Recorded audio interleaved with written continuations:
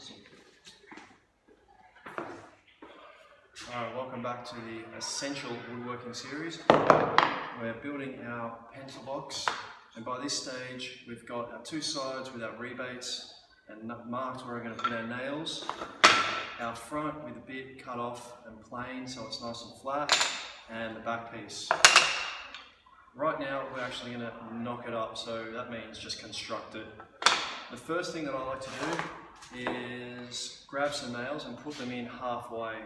So this just makes it a lot easier when there's glue going around. It can get very messy with glue.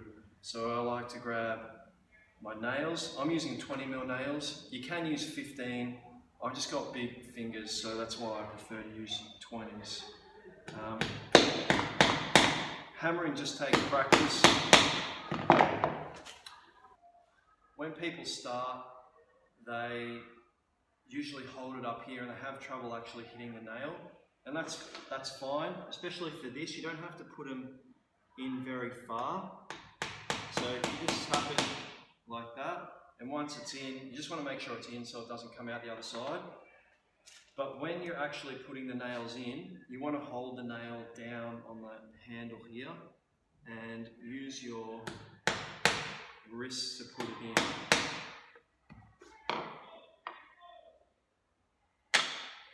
But when you're starting, you can. If you're starting as well, just a tip, I'm not sure if I've got them here.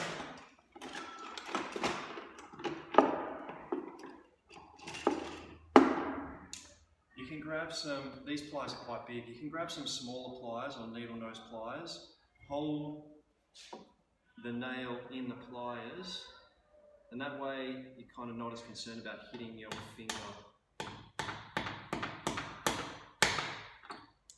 So that goes in.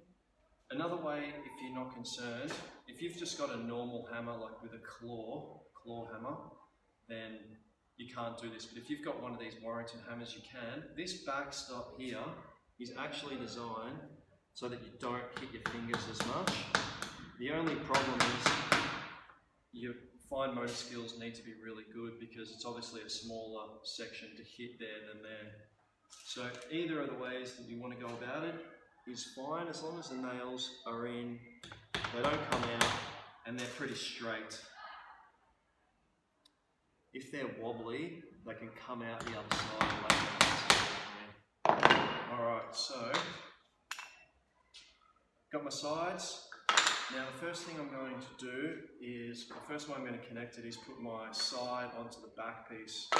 So I like to put the back piece in the vise with the groove facing in. It's really important that the grooves match up exactly, and how you do that is double checking it. So make sure the groove and the groove go together. And then when you're actually hammering it, you use your finger, take it out, to make sure that that feels even, or what we call flush in woodworking. That feels even.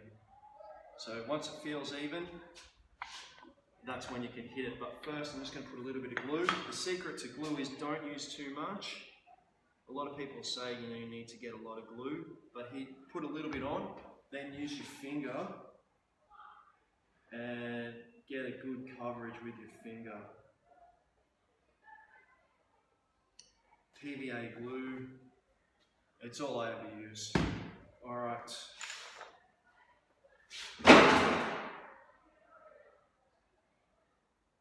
Make sure the groove goes over the other groove. I'm using my thumb here to make sure that it's even.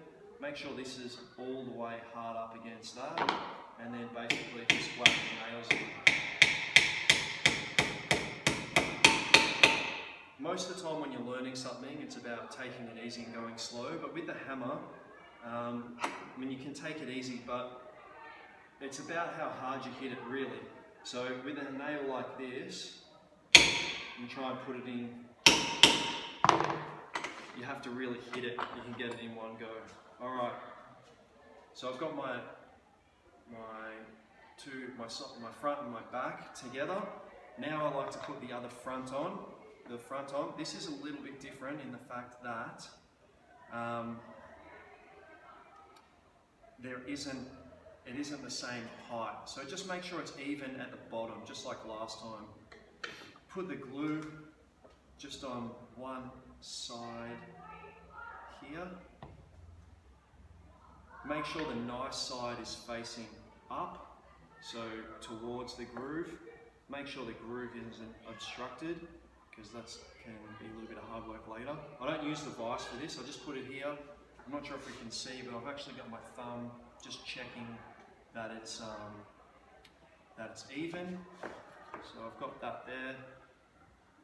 And now I'm just going to use my hammer and put the nails in. If you need to push it a little bit closer, you can tap it. Really should do it with a mallet, but that's pretty good. And then the last one just sits on top. So the issue here, the question that I get a lot is, you know, I put the piece on and it doesn't line up, okay? So when you put the piece on, you know, one bit's fine, but the other bit's all over the place. It's okay in woodwork.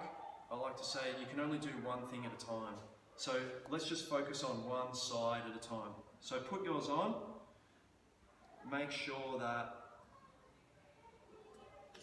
it's even.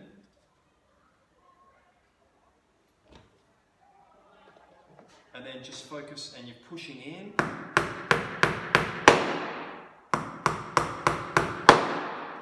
Alright, now you can see this one, there's a little bit of a step there. So it's not even. So what I'm going to do is I'm actually just going to hold it in the right place with my hands. Sometimes this is easier said than done. If you have to really wrench it, and you can get someone else to help you, get them to help you, obviously, when you're nailing it, get them to get their fingers out of the way. Once the nail's in though, it will hold it. All the nail really does is just hold everything. So when the glue goes off in the right place, and then once the glue dries, it's the glue holding it more than the nails. The glue's stronger than the nails.